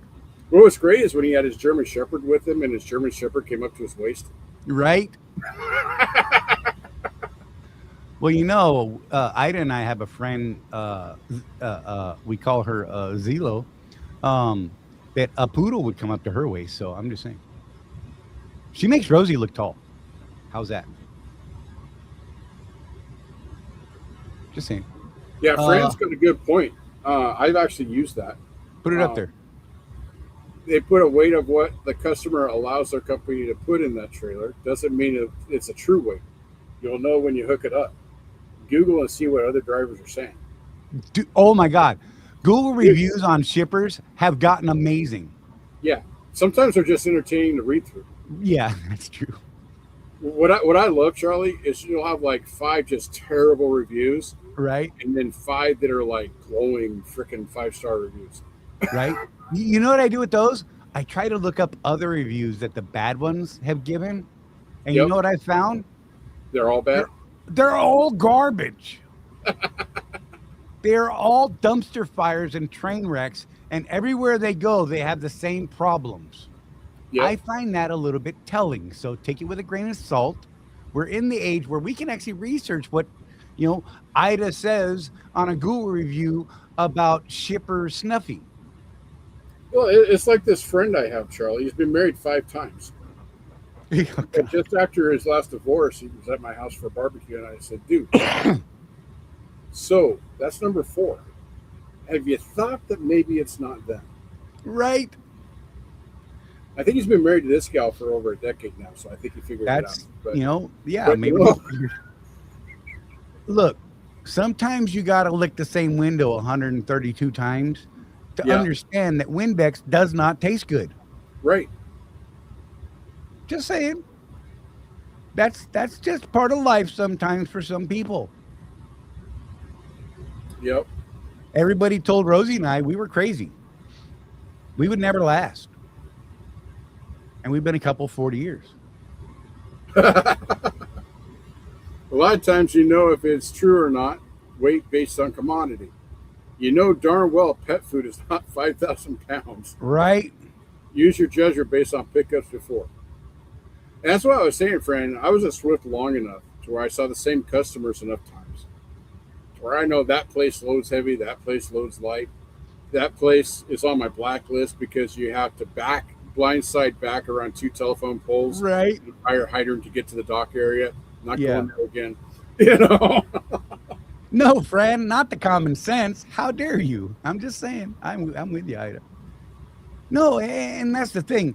You know, in this topic or many others, the reality is we're not using our smarts, our experience, or those things, and we're not falling back on what is black and white in our hand. Right. Tell me it's not in your hand, and we're gonna fight. Just saying. Yeah.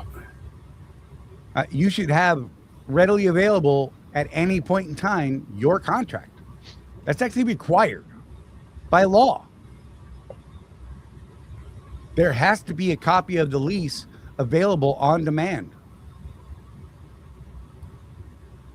I keep one in the book, my handy dandy permit book with everything, right? I keep my medical cards in there, even though a lot of places I don't have to have my medical card anymore, right? Because Florida now falls within those statutes. Well, it's But I still supposed keep to it. be all 50 states as of last year, but Right. Well, Florida is in compliance as of this year, to my understanding, because, you know, I had problems with it this year. I think from what I was reading, a lot of it has to do with the whole Victor. real ID thing. There's something about the real ID with the barcode on it that's different. There's lot of so stuff much up weird there. stuff. Yeah.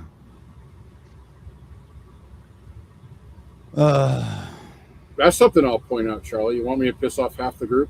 Do it. So Oregon, which is against the Fair Act, also refuses to comply with Real ID. Of course Figure they that would. out. Now you can get a Real ID in Oregon, but it'll cost you an extra $70. Right? Utah, on the other hand, all of their driver's licenses are just Real ID. Florida as well now. I don't get what the problem is. It's a requirement. The free state of Florida. I love this place. I ain't gonna lie. Look, And there, yet there's a in lot of people to Oregon- say, but I love this kind of stuff. And yet in Oregon, because they don't have Real ID as a standard, you have to show up with your birth certificate every time you renew your driver's license. So much fun. But they don't want the Fair Act. Right. Make it make sense. You can't. The last time I renewed my CDL in Oregon, I was sitting in there with all my documentation. There was this little old lady there. And she You had want me to piss off she the was other half of the world? She was there every 6 months getting a temporary driver's license. You know why, Charlie? She literally did not have a birth certificate. She was literally born in a barn. That's, you know, She was like 90 years old and still had a driver's license for whatever reason.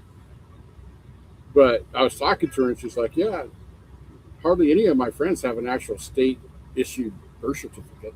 right? They were all farmers back 100 years ago.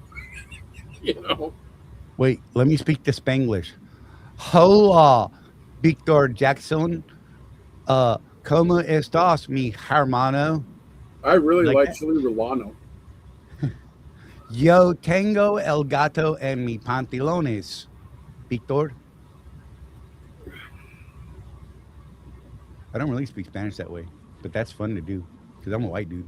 People just expect it to come out of my face that way. So it's been weeks and weeks, Charlie. And you know what? One of the big hot topics on the trucker forums on Facebook is still this language thing. Right.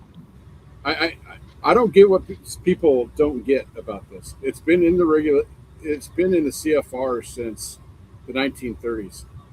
Right. They just haven't been enforcing it for over a decade. That's all. Let me address Ida's thing real fast. Real ID, is that why they changed the license number? So for Florida, there was a new change in the license numbers. And part of the Real ID requirements requires less personal identifier things in your driver's license number. Huh. So the way that Florida did it before is it was the first letter of your last name, started your driver's license number, a series of numbers, and then it had your birth year in it. Oh, Now, when Rosie went to renew her license, she now has a new driver's license number, and she hates the fact that she doesn't know what the hell it is. She barely knew what the old one was. Now she has to take her damn driver's license out every time she gets fuel, and it's funny to watch. She's like, ugh. And look, when they change mine, I'm not going to be happy, but I still got like 6 years on mine, I think. They're not changing them until you go to renew now. so I don't have to put my driver's license in to get fuel. As a result, Charlie, I still have not memorized my Utah driver's license. That's funny. Yeah, so it's funny. When I started trucking, I was in Florida back in 2004, right? And then I moved to several other states in the middle of all that and have now gone back to my Florida license number, which is the original one they gave me in 2004. They just gave me my old number back. Huh. Look, I still remember my California driver's license, my very first driver's license ever from California. A48-21392. A48-21392. That's my California driver's license number. Very short. They have way more digits on them now. Just saying. Not as old as some, but damn. Victor made it across the border. Glad to hear it, brother. Which way? so that's one of the things you said strikes me as kind of interesting, Charlie, that the Real ID requires less personal data on the card itself, and yet that barcode on the back has everything about you. It's because they want that to be scannable, right? Mm-hmm. But not necessarily visible. Bro, government, come on. So if I'm a criminal, I'm getting a scanner. Right. Hey. I'm taking like screenshots of people over their shoulder when they're showing their ID, and the clerk takes it, flips it over, scans it, and gives it back, right? Yeah. Because like when I buy cigars at Pilot, they're like, we need your ID. I'm like, you do realize I'm old as all get out, right? They're like, yeah, it has nothing to do with that. We have to show proof that you are old enough to purchase a tobacco product. So they scan the barcode on my ID. Yep. I hate that. And if you don't have a barcode, they have to punch in a number and a birth date, and they hate that. Just saying. Yeah, pretty much. There's only a few states now that don't do the scan thing. I've got issues with it, but I mean, Right. I'm addicted to nicotine, so Right? I know. what am I going to do? Look, I hate having to give my driver's license to a shipper or receiver. Yeah. Give me a company ID. I'll make a company ID. I mean, whatever, right? You should have a badge. You know? But at the same time, I get it. They're worried about their security, but I'm also worried about the security of my personal information, because not only do they look at it, they make a freaking photocopy of it. And where do they store that? I have no idea, because every time I go there, they do the same thing. They have 100 copies of my driver's license. So Where are they? have you ever picked up an AFIS? No.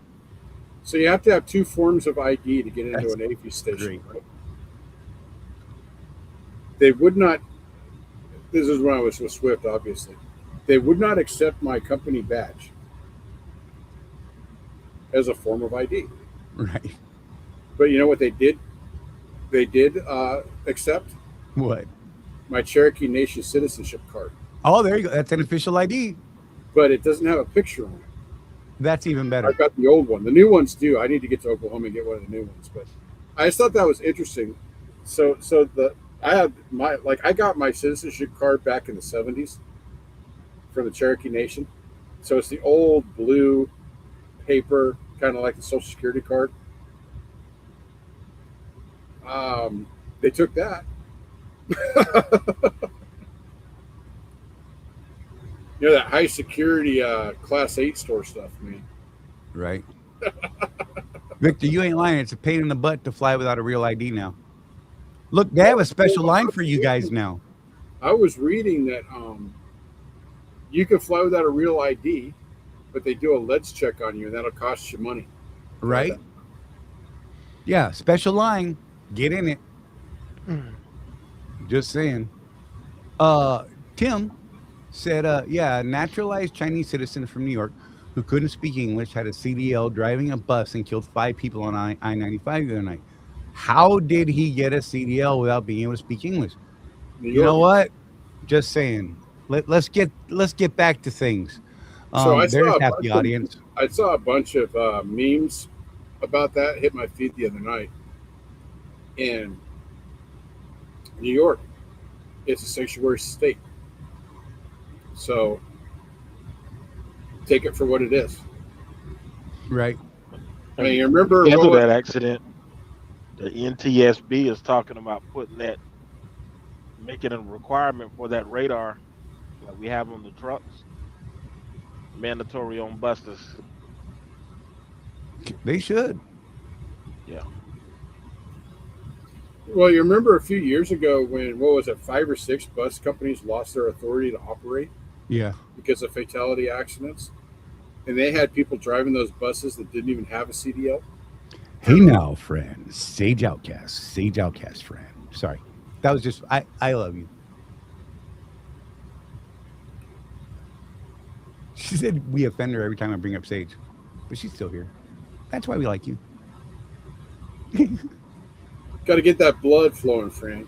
Right? Come on now. A little cardio. Fran, you feel free to punch me. Let's keep it to the arm, because taking a shot to the chest right now is probably a bad idea. Did I mention I have an aneurysm? Let's not go there. Just saying. You come punching at my chest and we're going to have to fight for real. But I'll take one in the arm if you ever see me, okay? Or a hug. I'm a hugger. Yes, he is. Yeah. And uncomfortable. Oh, so the other week I was talking to one of the OOC guys, driver leaders in Ocala, who happened to sit next to Grant, who's the fleet leader, one of the fleet leaders in Ocala. He was helping me on the phone, and I heard Grant talking very loudly in the background, and I told this guy, Brian, who I finally got to meet at Sue's reception, which is cool. He's a really young guy. Anyhow, I told him, hey, man, look at Grant in the eye and tell him to quiet down, shut up. And he doesn't need to talk so loud or something like that, right? He's like, I'm not going to do that. He's my boss. I said, well, then reach over and squeeze his butt for me, will you? And tell him that's from Charlie. He's like, absolutely not. So then I told Kyle about it, who's my OOC and also works under Grant, what had happened. And I said, you should go over there and tell Grant that Brian refused to touch his butt or tell him to shut up because he was scared. And Kyle said, I will absolutely do that. And then he did that. And then at the reception, it got even more creepy, because then we all told Brian while he was standing next to Grant, you still afraid to touch his butt, man, or what?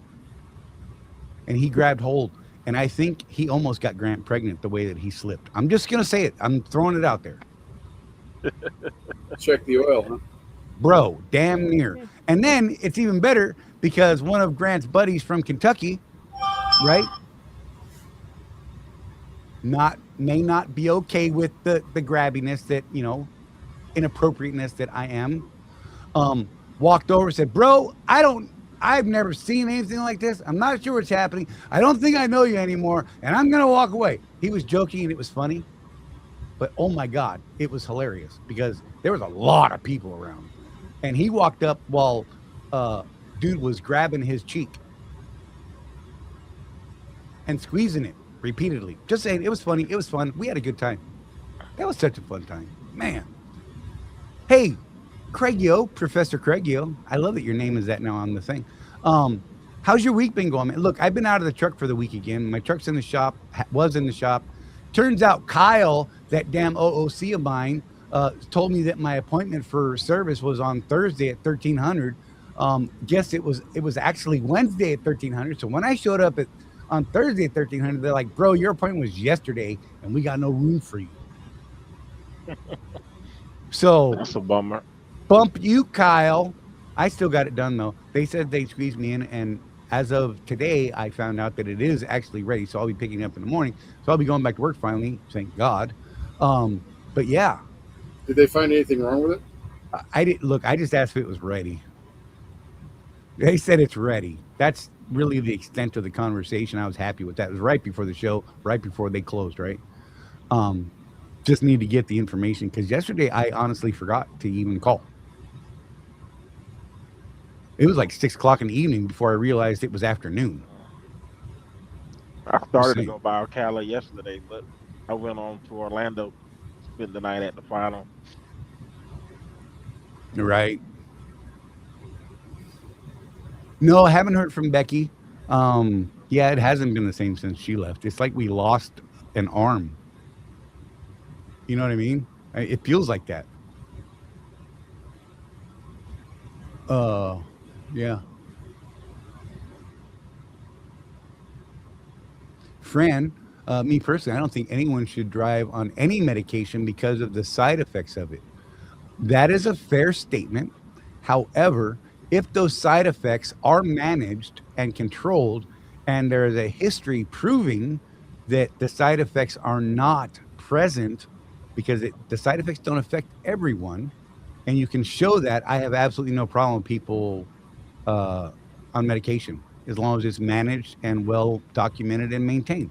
Zoloft, for instance, Zoloft is absolutely approved, and like I said, gave me a 1-year card for anxiety. Now, if I was taking that for, say, depression, same drug, that is the disqualifier by DOT standards. Figure that out. Doesn't make any sense to me. I would think that you don't want depressed drivers out there. And if the side effects and things are managed properly, then they should be able to drive. Instead, they don't have a job, which I think is going to either create more depressed people that could be medicated. And Zoloft is one of the few that actually allows you to function well. Right. Well, and Charlie, even with my diabetes meds, right. Whenever I change a dose or whatever, my doctor tells me, you need to take the week off. So you need to make sure that it's not going to crash you. Absolutely. Because some of these diabetes meds could actually throw you into low blood sugar, which makes you pass out, which would be bad. We call that. And a lot of times people don't notice that's happening. Right. It's like getting drunk. You don't realize how drunk you are until you see the video the next day. But by then the damage is done, because all of a sudden you're naked and you're running around a neighborhood and you're jumping in your neighbor's pickup truck in the back of it to hide from your family. As the perpetual designated driver, Charlie, I have a lot of stories on people. Right? Oh my God. Yeah, I'm there now. I don't drink anymore because of my meds. Not at all. I haven't had a sip of alcohol in 2 years, I think. People that say you can't have fun at a party if you're not drinking have never been a designated driver. Right? Victor said, that means you can't drive popping Viagra? Bro, issues. I think you have the best one, Jeff, being that designated driver. Right? Yeah. The tricks you get to pull. Oh my God, right? Look, I will tell some stories the next day about people that were completely fabricated by me in the moment. And they can't dispute them, but then I always tell on myself within about 10 seconds, and I'm like, no, that's all BS. But you don't know for sure, do you? And I walk away, because why not? Just saying. How's your week been going, Craig? So tell me about the way things have been working the last couple of weeks since I've been out. Things have been going pretty good. Doing really well.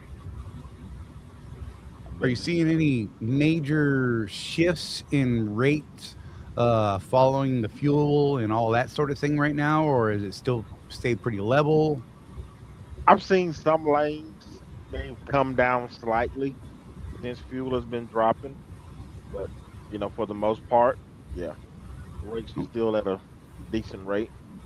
Cool. Maybe we got a couple people that might be tuning in later. How about some general advice, sir, for those who are thinking about or recently on, or we've all seen them on the groups, those guys that are struggling, saying that percentage is garbage and they can't make any money. Yeah, percentage is not garbage, and I can make more money in a day than a guy running mileage. There's guys running 3,000 plus miles a week, and I can run 1,900 miles in a week and make twice as much. It's all about learning those lanes, looking at the board, figuring out, and then learning how to connect the dots. That's one of the things that I'm big at doing is piecing, and you've seen that, Charlie, piecing Yep. loads together. I'm looking at what's going somewhere, short load, and figuring out on that other end, is there another short load that I can pick up and deliver that same day? And if I Right. can, now I may have a 12, 13, or $1,400 day on 300 or 400 miles. Right.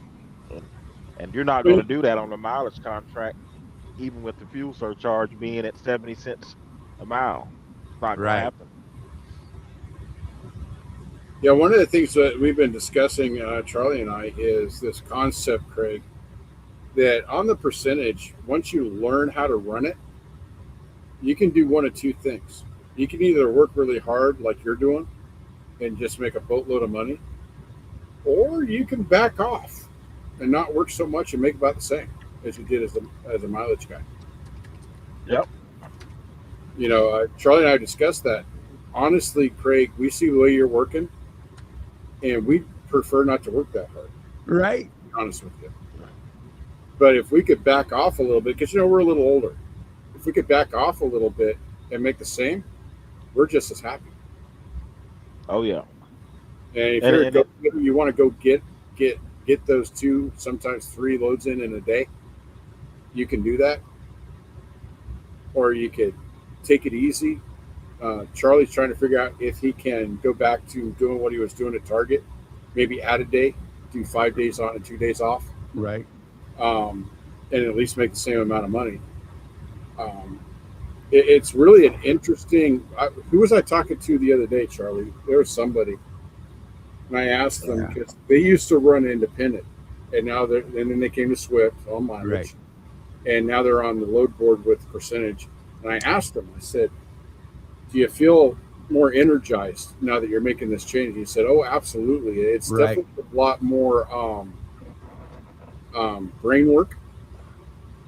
But he's energized again. It's something new. Right. It's something to It's more figure out. mentally taxing. It's a puzzle to solve. And when I came over to Panther, that was part of my calculus. Was I'd been at Swift for 18 years doing the same thing, making good money. Charlie, I was bored. Right. So I've shared part of this in the last show, I think. But I was on Narc's channel in the chat the other day talking about some of this because they were talking about crazy ass Jason Pope and his nonsense. Did you get that video I sent you with that song about him? Yeah, that was great. So my first week on the load board was actually like 4 or 5 days. Okay. When I started that week, I was starting with 3 weeks worth of fixed expenses on that settlement before I hooked to my first load. Okay. So deep in the red. Deep in the red, right? Because truck payments, what, $690, $617, communication equipment 17, fuel tax was still being taken out because I owed it, right? All those things, right? And so I started deep in the hole. So I don't have all of my numbers to give you, and I will work on that. I think what I'm going to do is do a full month of real work and then come back with those numbers. Real work for me. So, low miles, decent money. But on that first week, I was only paid for 1,503 loaded dispatch miles, right? 1,503 miles. The gross revenue on that was $4,104.80. At the end of the week, after those past expenses and the current expenses to include fuel and everything else, I actually had $143.63 deposited into my bank account, starting 3 weeks red. Right? The next week, I was actually trying to get back to the house. So it's funny because that was only like 2 days, really. Here's my $85 on that load that got canceled. I only had 482 dispatch miles. but the gross revenue is $1,755.20. Jeff knows I count my maintenance account as money that's paid to me, being that it's money I can use. So I got to do a calculator real fast because I don't have this ready on the top of my head. 322.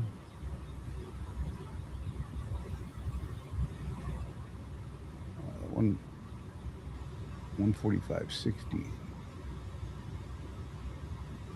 So at the end of that 482 dispatch miles, of course, my real miles were in excess of that. And like I said, I just haven't done all the math that I need to do there because I just right now we're calling that the quick learn. It's expensive and we're good. But anyhow, so that puts $468.19 into my bank account.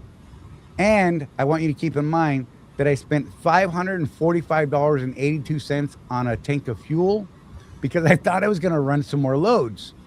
I didn't need that fuel to get home and back out to another load. So I actually shorted myself up front $545.82. So those who say, by the way, thank you, Alexia, for becoming a member. I appreciate you. Really, honest to God, I do. I know we butt heads all the time. Whatever. That's just how it is. Anyhow, but so really my 468 could have been damn near $1,000 in revenue on 482 loaded dispatch miles. Now, what's the real math? I ate 400 miles deadheading home. I'll eat another 100 probably to get out of the house to get a load. So those are things that I'm going to have to factor in later. However, the way that it looks right now, man, anyone that tells me they can't make money on the load board, I call BS because I didn't hardly know what I was doing. Very new to this load board thing. I mean, I understand the load board systems and things like that, but this is the first time where I'm actually working a real load board with, you know, having to calculate all the rates completely and then making that decision without a mileage contract behind it like we had before. So if you're saying you can't make money on this, you need to change what you're doing and get with someone like Professor Craigio here. And you know what? I'm going to say something crazy. I say you Zelle him a couple bucks for him helping you out. I know it's crazy, right? But I'm telling you, the time he spends with you and coaches you through this, you are going to be far ahead of all these guys that are out there crying about this load board because they don't know what they're doing. Professor Craigio here, that dude knows. He is my Yoda. And I absolutely respect that. I told Craig he should start telling people, hey, bro, I told him he should start up a little service where he'll help you as your like dispatch planner. Because the dude's on fire. I'm just saying. 10 cents a mile or something. Royalties or something. I don't know. But I'd pay him. Honest to God, I would. I think I would do that. I think that wouldn't be out of the question because the dude is on fire. But he's going to push me harder than I want to work. That I know. He'd be a slave driver. He's like, get your ass out there and work, boy. I got you 15 loads and you ain't run 2 already. You could have 15 done in 7 days and you're not following my, yeah. You know what I mean? Not a bad thing. Craigio, man, I love you, bro. I'm just saying that the knowledge that you've shared with me and several others, dude, it's invaluable. Right? For real. And I mean that 100%. So whatever. Oh yeah, appreciate it. I'm gonna sell you money. Buy a baby present. I don't care. It ain't today because, you know, I've been off like 4 weeks out of the last, I don't know, 5, whatever. When are you coming back out? Huh? When are you hitting the road again? Hopefully tomorrow. I want to have my truck in hand before I even look at freight, man, because you know, yeah, who knows what may or may not be okay or not on my truck when I get there tomorrow morning. Yeah. So this is interesting, Charlie. You got your MAGA hat ready? Go. Did you know that the Teamsters, under their new president O'Brien, who took charge a couple of years ago, has started polling its members to determine where their political donations go to? And they've started to support Republicans.